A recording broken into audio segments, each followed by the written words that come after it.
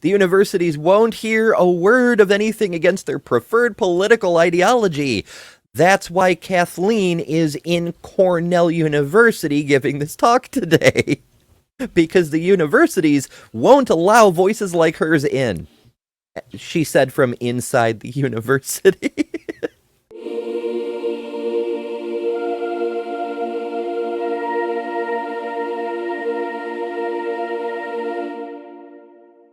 Noted gender-critical Kathleen Stock visited Cornell University, which it's just down the road from me. So we're going to look at what she had to say and correct some things. Okay, so this is the new setup. I know it looks a lot like the old setup.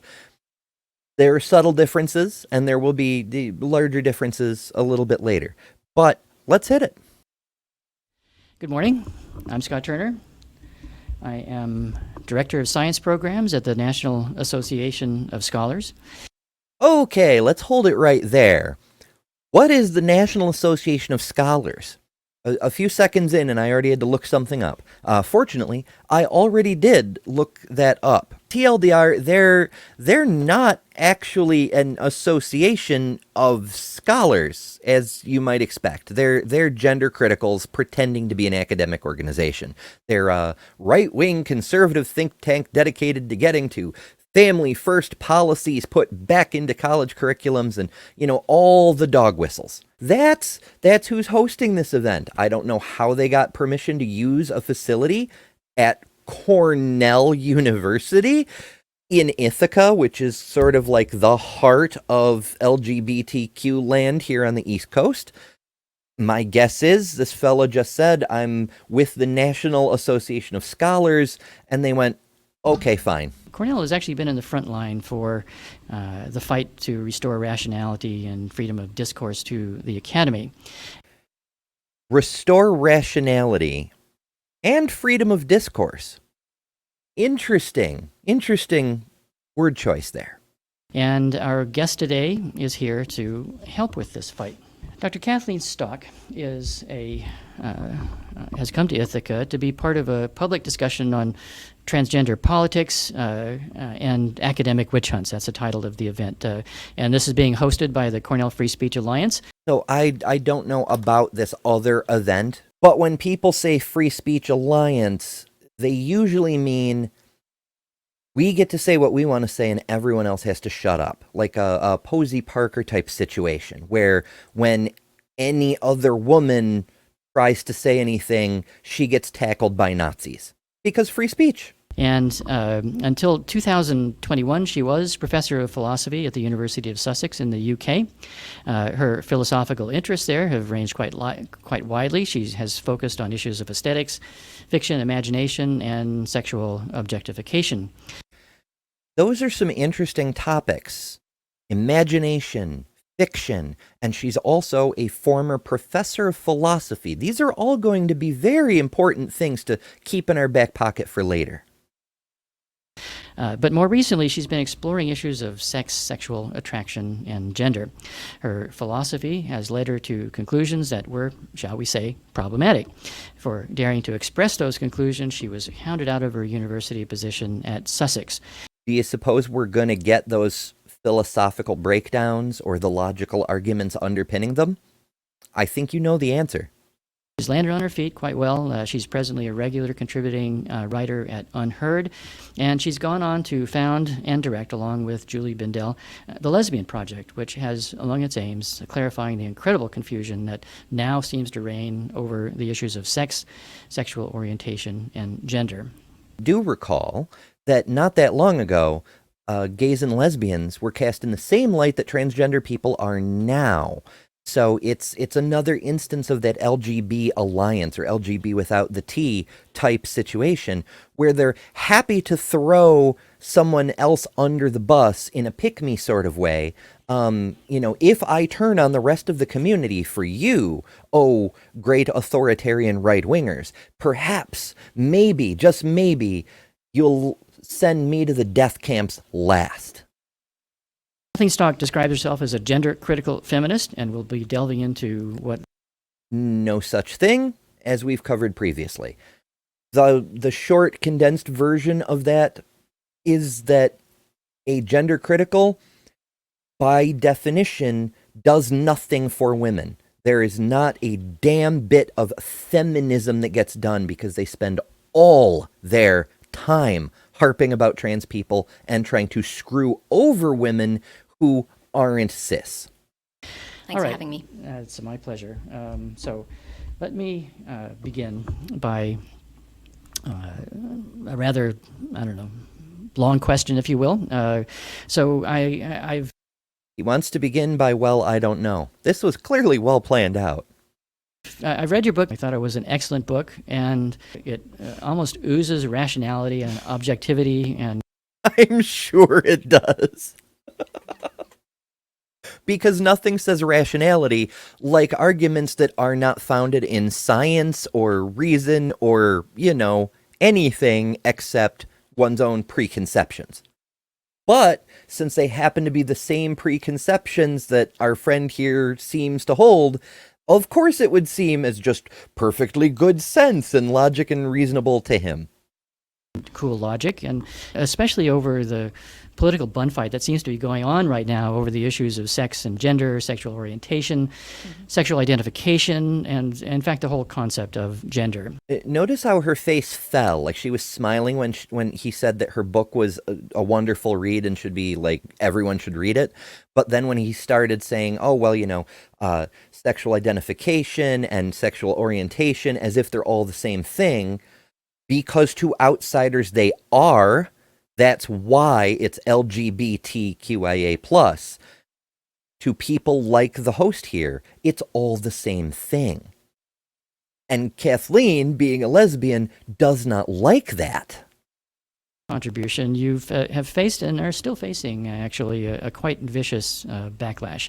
A group of students at Sussex University, for example, mounted a campaign to have you ousted from your position as a tenured professor at Sussex. You were described by some of the students there as, quote, one of the wretched island's most prominent transphobes, unquote, as a spiteful bootlicker or an insidious front for a very hateful movement, again in quotes. And these are some of the nicer things that have actually been said about you, and so she laughs, but it's kind of true. Those are some of the nicer ways to put what Kathleen Stock has stood for over the years. Even though the criticism against her was absolutely justified by what she was saying in classes, and that a person saying such things has no place in a classroom, especially as a philosophy professor. It's not like she did gender studies even, but whatever. She didn't get fired. She resigned. And consequently, your appearances have been disrupted. I was struck by, the fact that many of your colleagues, many of whom have been subjected to similar kinds of campaigns against them, you've basically found yourself abandoned by colleagues that you think would value sober and critical analysis, fellow academics. Well, there's a bit of irony there, because her fellow academics did offer sober and critical analysis of the nonsense she was saying, and she chose to ignore it like a crazy person.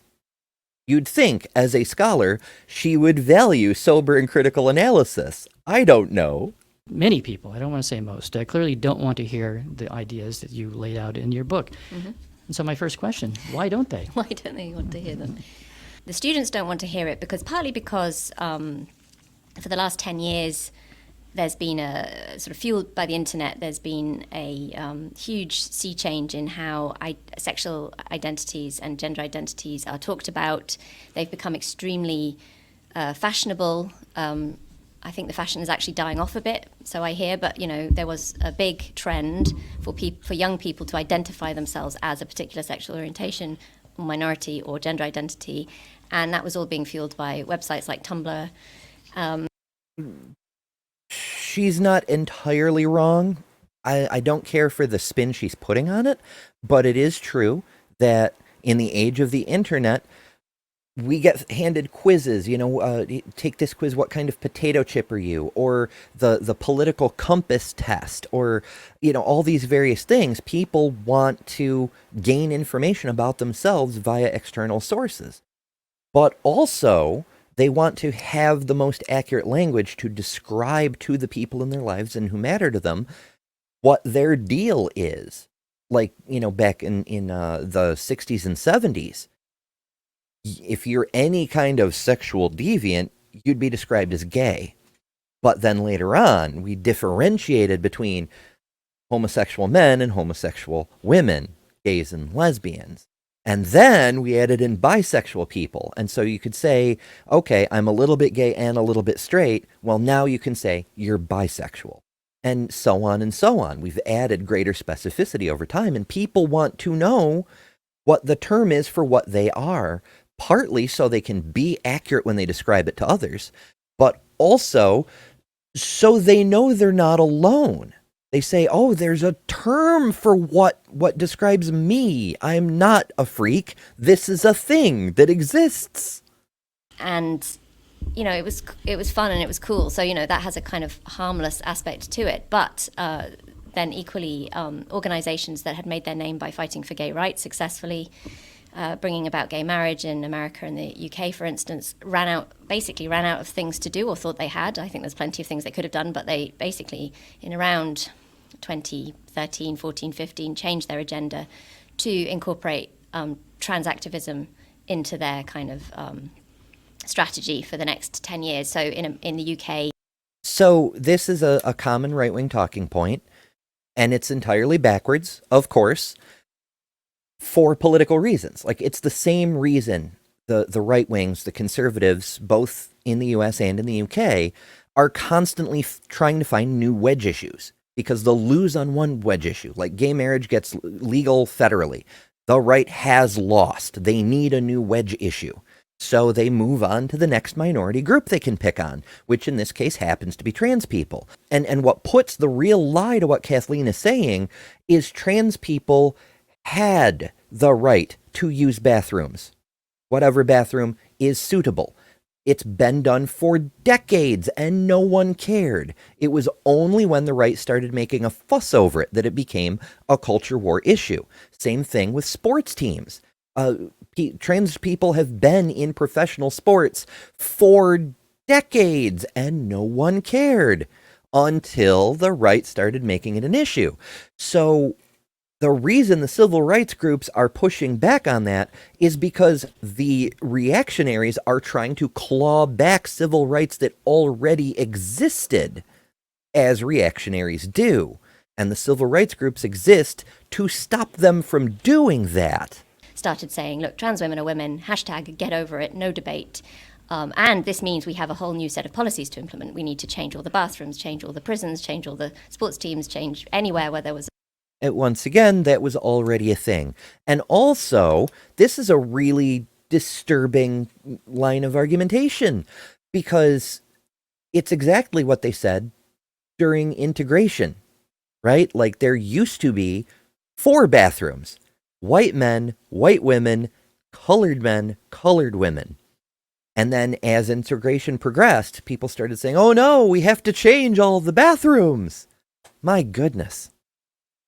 The sex difference in policy, we need to make that a gender identity difference. That gave them a lot to do. And they were very well funded. And then in university, this had an effect because there's great interaction between these organizations and university. While she stumbles over her myths that she's making up on the spot, I just want to point out that well-funded bit. That seems to come up a lot, and once again, it's projection, it's accusation in place of a confession. We looked up in a previous video, the Arcos Foundation has something like 30 million, and they spend that on not just transgender issues, but also primate research, relocation, and rehabilitation.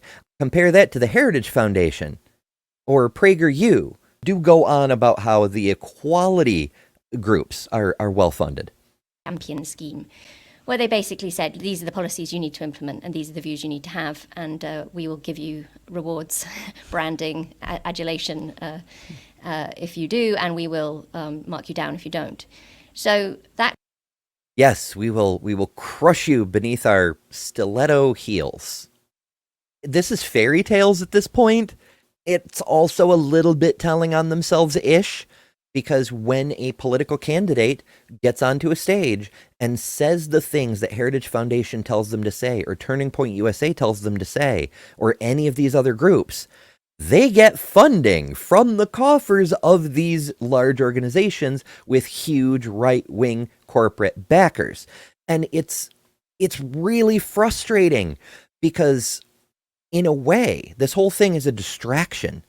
The reason right-wing think tanks keep coming up with new wedge issues and dumping so much money into making them big deals isn't because they actually care about the outcome. Dennis Prager doesn't give a fuck who pees in what bathroom.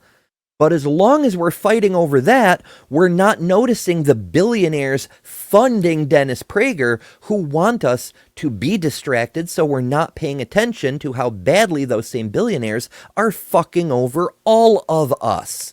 But just because these issues are a distraction doesn't mean we can ignore them, because the real world implications affect real people. Where there was lots of propaganda being pumped through British universities. I guess the same might be true in the US with organizations like GLAAD and HRC, who also took this turn. Even organizations with lesbian in the name, the whole concept of a lesbian has now become anyone who identifies as a lesbian, and that could be a person with a penis. Mm-hmm. Kathleen has a complaint about people who are not lesbians speaking for lesbians, while she has no hesitation about speaking for trans people.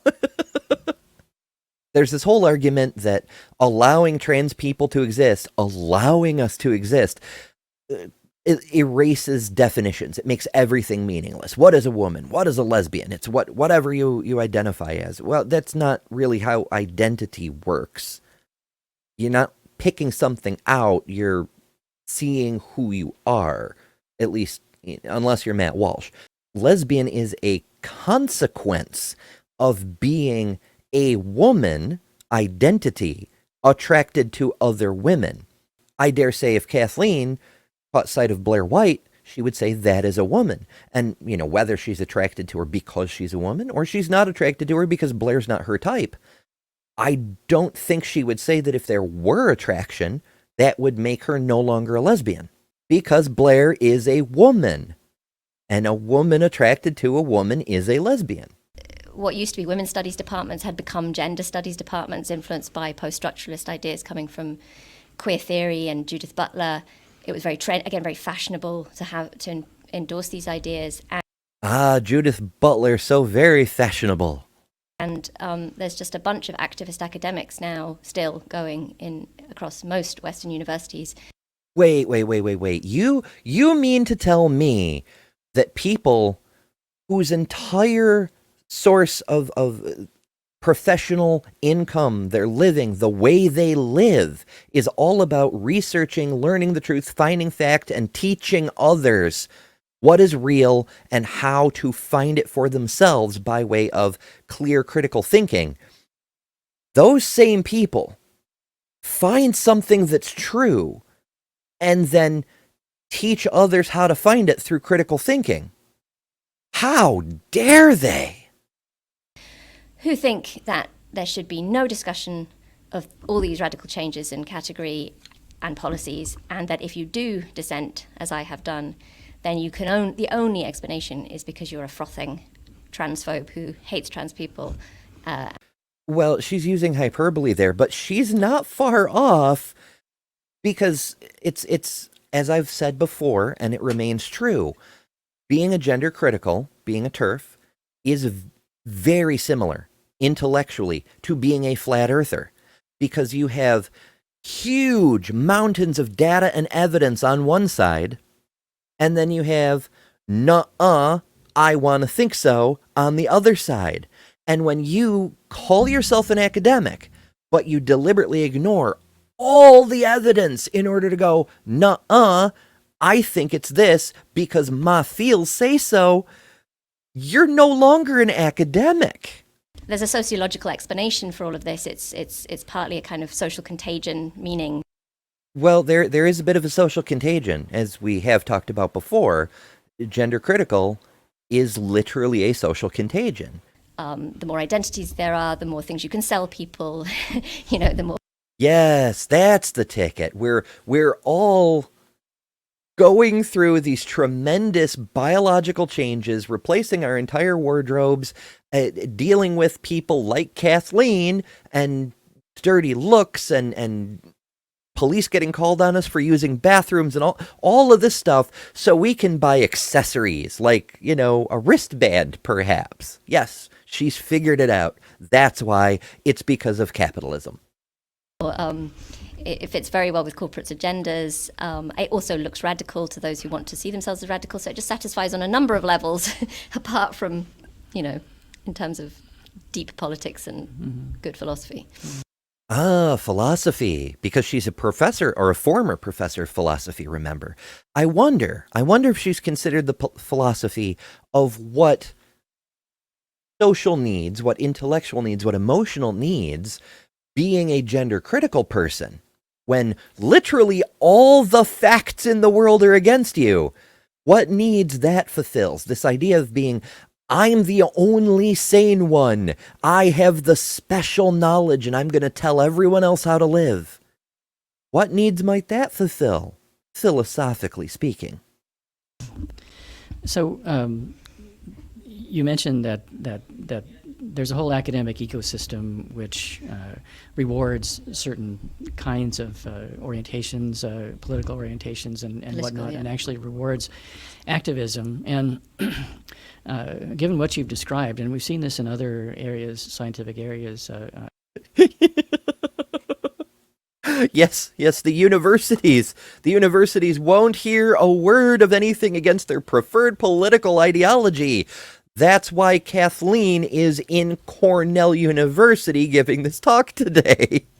Because the universities won't allow voices like hers in. She said from inside the university. If you mean someone who's decided on the conclusion they want everyone else to embrace, and that's their goal, that's their main goal, so they're only going to talk about evidence that seems to support that conclusion. They're going to try and suppress any evidence or arguments that don't support that conclusion. They're going to, more importantly, just assassinate the characters of anyone who speaks up against them, and that's what happened to me from academic. Oh, that's not what she's doing. Never mind that she just described what she is doing. Ignoring other evidence, only cherry-picking evidence that agrees with her preconceived conclusions, and demonizing anyone who disagrees with her not evidence-based preconceived notions. I see. I understand. Fellow academics, then no, of course that is completely incompatible with any kind of academic endeavor, and the ends justify the means, but in fact they're wrong. Oh my goodness, I wish she could, hear herself. Even a little bit. The ends justify the means, but in fact they're wrong. That's you, Kathleen. That's you. And as I'm sure we'll get into, there are real-world terrible consequences of these ideas happening, and consequences of the silence, the relative silence in universities. That's true. There are terrible consequences. If Kathleen gets her way, it's not even a slippery slope argument before we're looking at a Handmaid's Tale type situation, because the entailments of her argumentation are bioessentialist in nature. The arguments she makes lead directly there. In discussing these issues. So they are actually they like to talk about the right side of history, but they are on the wrong side of history. But even if you just take away that point. How do you know that, Kathleen? How do you know who's on the right side of history or the wrong side of history without anything but your own wishful thinking to guide you? How can you know? Some of us are making the best decisions we can based on the best evidence presently available, and some of us aren't. And those scales are not even remotely balanced, which is why the majority of academics are on one side. Just saying. It just makes universities, you might as well just defund them, because what are they for? The only thing they were supposed to do was to have reasonable arguments in relatively constrained ways that don't degenerate into name-calling and emotional blackmail and worse. And if that's not what they're doing... Okay, cool. Let's have reasonable arguments about Kathleen's right to exist. That's a reasonable thing to have a just, a simple discussion, a thought exercise about. Let's discuss Kathleen's right to exist. That's something perfectly normal that people just sit down and debate from time to time. Yes? And I don't know what they're for. Quite quickly, I was speaking in Parliament, giving evidence in committees, talking in the House of Lords. I got this OB. Why was she speaking in Parliament and giving evidence? As she's a philosophy professor who specializes in fiction. What evidence does she have that she is uniquely qualified to give to Parliament? I think we should clarify. I know I'm officer of the British Empire. That sounds wrong. It's a kind of. Could it be because she's defending colonialist views, perhaps? Right, honour that is given bestowed by the Queen, although she doesn't choose. But anyway, I'm as critical of the British Empire as the next person. So they were embarrassed. Kathleen seems to have gone outside the scope of her official duties as a philosophy professor, specializing in fiction, and just kept going out of her way to say non-evidenced things about a marginalized group of people and why they shouldn't have rights. Yeah, that would be embarrassing for any self-respecting university. Any self-respecting university. That's disgraceful. And then when the trend moved towards transactivism, the universities capitalized by sort of positively branding themselves as LGBT friendly. For me, a lesbian, to be actively criticizing some of these ideas was just unheard of, shocking to people. Well, not unheard of, but eyebrow raising. Because once again, to the outsiders, to the Puritans and the evangelicals and the extreme social conservatives, who do make up a pretty large section of the population in both the UK and here in the US. Not necessarily a majority, but a large, noisy section. The entire LGBTQIA are all the same group. They're all deviants. They're all reprobates. And so for Kathleen to break ranks and say, you know what? I know you all hate me because of who I am, but I'm with you about hating these people over here. What do you think was going to happen, Kathleen? Now you've betrayed the group that had your back to side with the group that wants to stab your back. They just couldn't understand why I was doing it. Then there was a few colleagues in other departments who just basically went for me almost immediately and defamed me, told everyone else that I was a danger to students, that I hated trans people, and built up this narrative about me. Well, what do you believe, Kathleen? What do you believe? Instead of letting other people put words in your mouth, speak up for yourself and say what you believe. Do you hate trans people? And if not, what is the fucking problem? The students didn't know any different, so believed. And generally, there was this atmosphere created where it became very difficult for me to stay there, really. Because if it was just the kids being kids, that's one thing. But if given that the academics were actively whipping them up in some cases and also vocally approving of what was happening to me. So when this sort of final campaign was mounted against me and there was posters all over the campus with my name on them saying, fire her, she's a transphobe. And honestly, it's shameful that she wasn't fired. Because when you have an instructor telling students they themselves, the students, should not have certain rights or shouldn't be able to use the bathroom because of who they are. Yeah, administration should have taken action. That's unacceptable. People were coming every day till I left. They said they were going to come and protest every day till I left. The union that I used to be a member of put out a statement talking about institutional transphobia at Sussex and basically implying, why did you let this go on for so long? So that was the problem. Yeah. Yeah, I dare say that was a problem, and well done to that union. I don't know what union she's talking about because she didn't name it, but yeah, it should not have been allowed to go on for that long. Like, someone should have nipped it in the bud and gone to Kathleen when she started down this road and said, listen, you're embarrassing the university. What you're saying is not factually correct, and you are doing harm to people, to real people. Maybe stop doing that before it reaches a point where the university has to let you go. One of the big problems with this this use of the suffix phobia is that that implies that you have something to actually be afraid of, never mind whether you actually are afraid. It has a number of manifestations ranging all the way from simple living as a woman to radical surgical alteration of your bodies. Our friend seems to have forgotten that trans men exist and that non-binary people exist and that other genders besides the most common are things, but whatever. He's playing off that idea that, oh, well, you say transphobia, but I'm not actually afraid. Well, yeah, I mean, there's other meanings for that word. There's like, you're repelled by trans people. Like hydrophobia means repelled by water. But also, yeah, you're clearly afraid of something if you would be honest about it. I don't think transphobia is a descriptive term. It's a slur, really. And perhaps you could explore. It's a slur!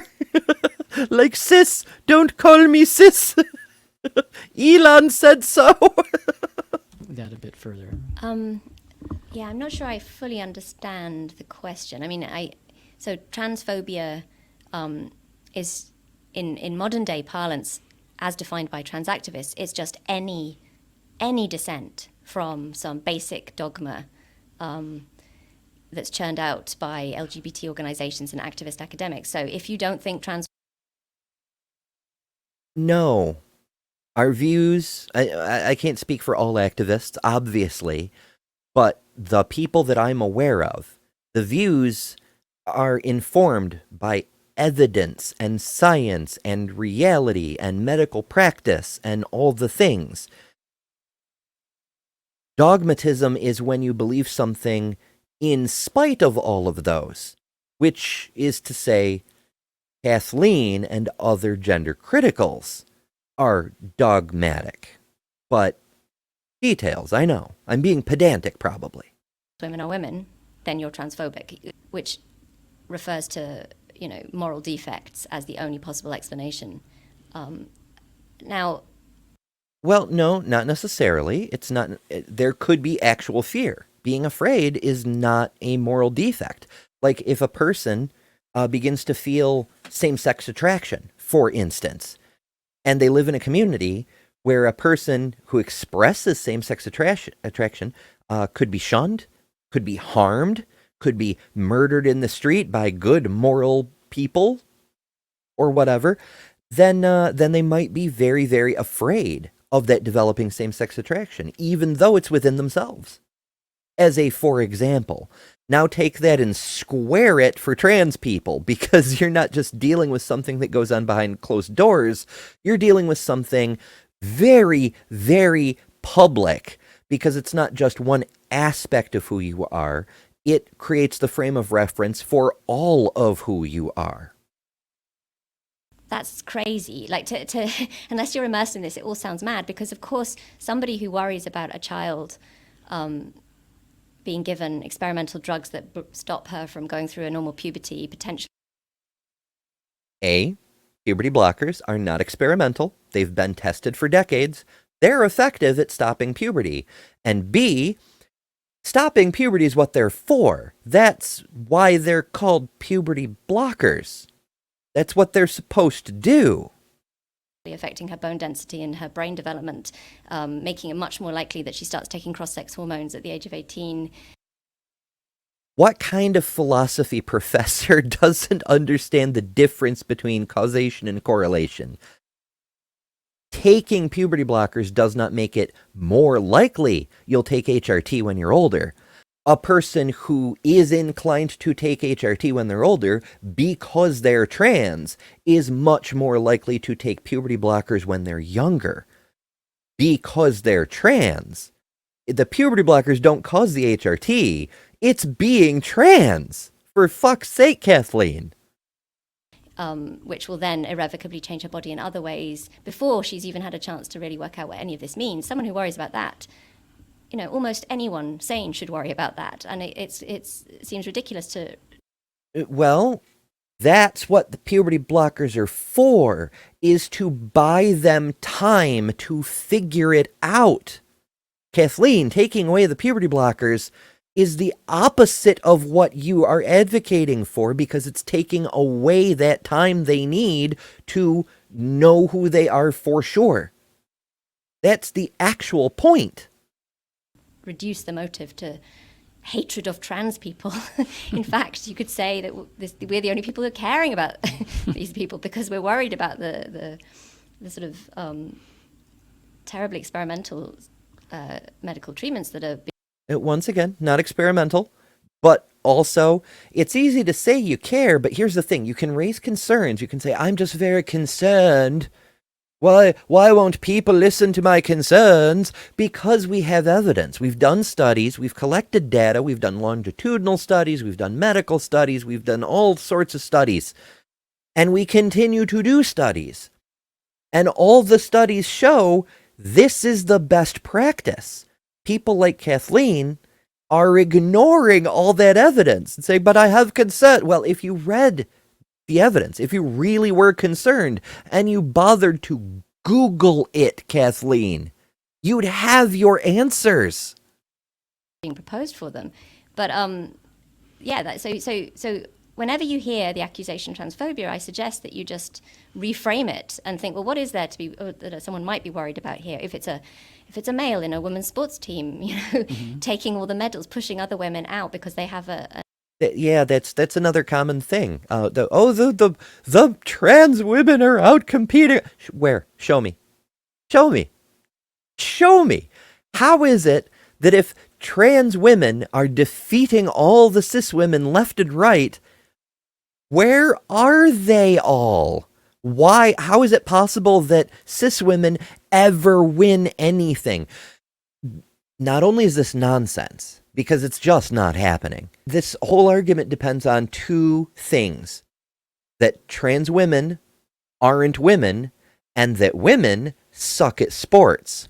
Both of those are anti-feminist things to say.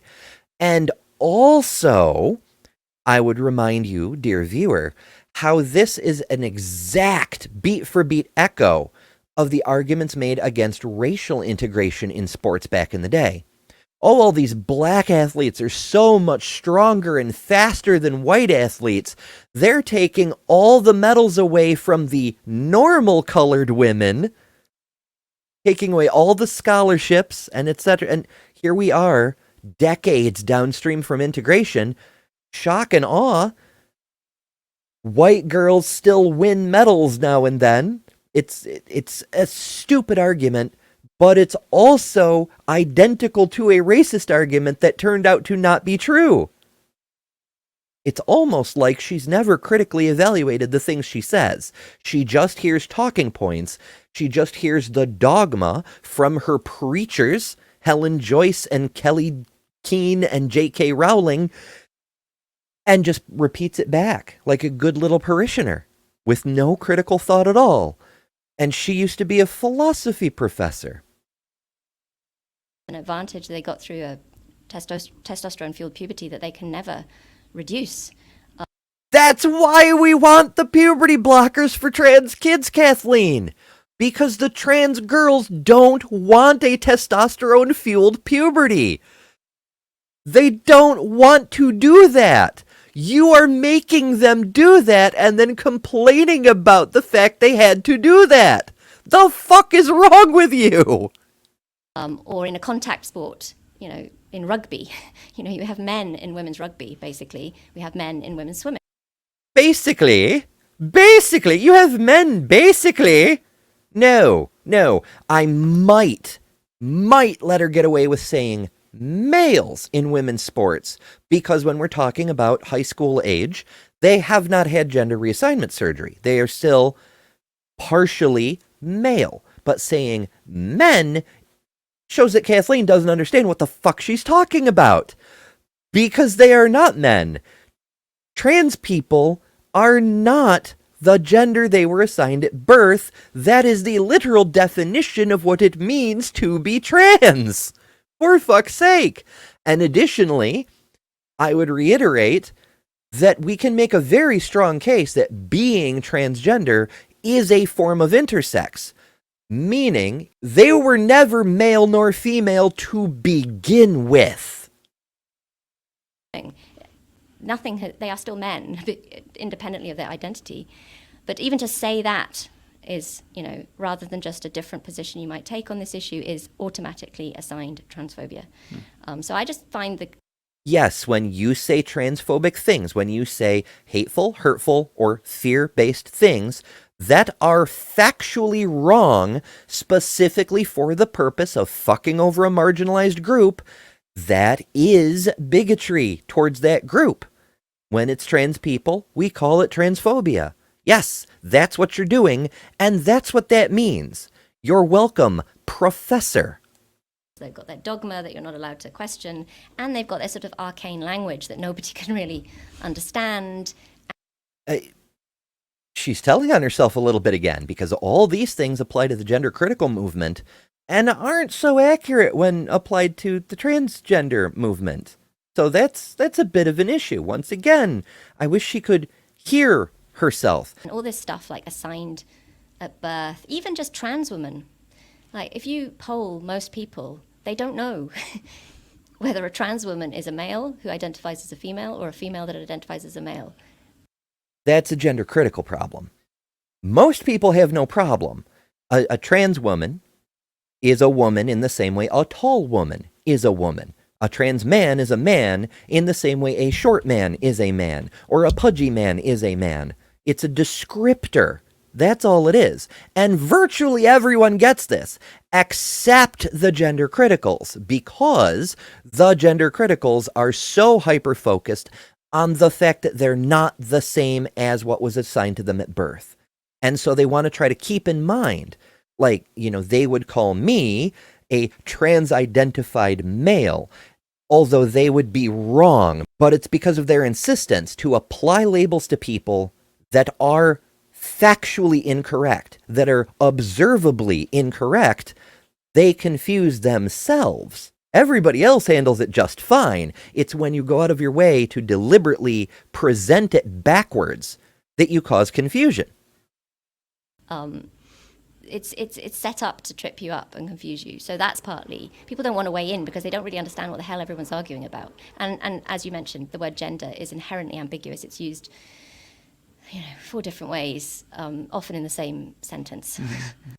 Citation needed, but also this deliberate ambiguity, that's your side, Kathleen. That's you doing that on purpose, because it's pretty clear cut. A tall woman is a woman, a short woman is a woman, a thin woman is a woman, a white woman is a woman, a black woman is a woman, and a trans woman is a woman. This is not hard. So when I started intervening in public about this stuff, it was in 2018, and the habitual referent was used for people like me was TERF by the other side. Now TERF originally stands for Trans Exclusive. Okay, so a couple people have asked in the comments. I've seen it. I knew she was getting to it. She mischaracterizes it by saying it was a label put on them from the other side. No, they self-selected this term, but then it came to be associated with the kind of toxic bullshit Kathleen's been spewing so far. No evidence, nothing to back it up, just assertions about I don't like this because it makes me feel icky.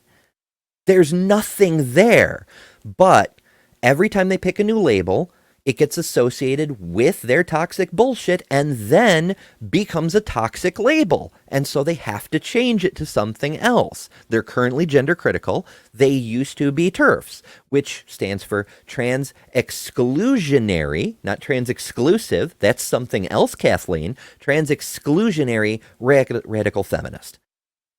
But they couldn't do that anymore because, as Posey Parker pointed out, they're not actually feminist. Do you describe yourself as a feminist?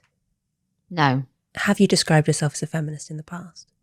I was a feminist, and then it became a real barrier to what I wanted to achieve. They don't do anything to benefit women. They only crap on trans people.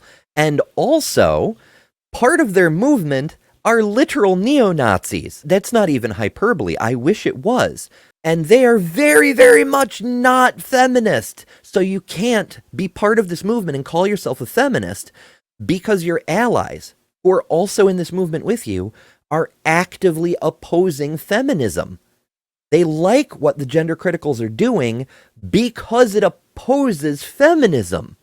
But I'm also not a radical feminist. I disagree with radical feminists. I am a feminist, but I disagree with a number of things in the second wave because I'm a philosopher, and philosophers are supposed to disagree with people.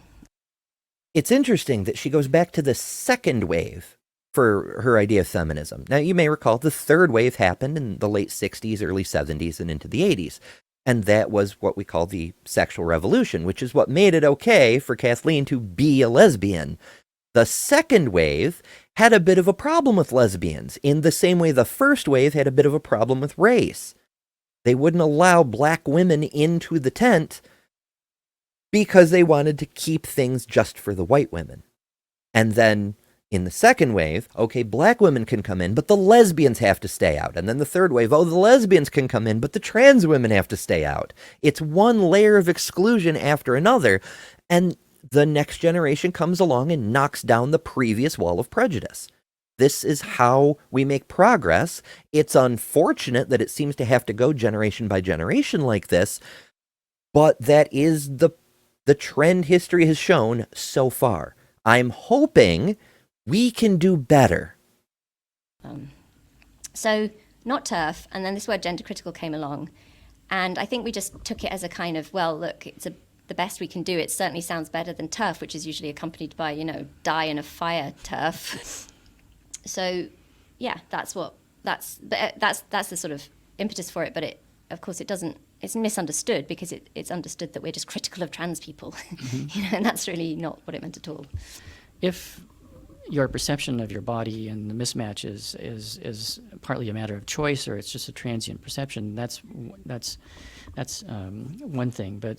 But the other side of that, of course, is that this feeling of being trapped in the wrong body is a kind of a body dysmorphia, and No, absolutely not. It's another sign that neither he nor Kathleen understand what the fuck they're talking about. A dysmorphia is a delusion. It's a failure to understand reality. And it's treated with antipsychotics in therapy. When you try to treat a trans person with antipsychotics in therapy, it does not work. Because it's not a delusion. Because we are very, very keenly aware of the reality of our bodies, which is why we transition. We have done lots and lots of research on this, lots and lots of science.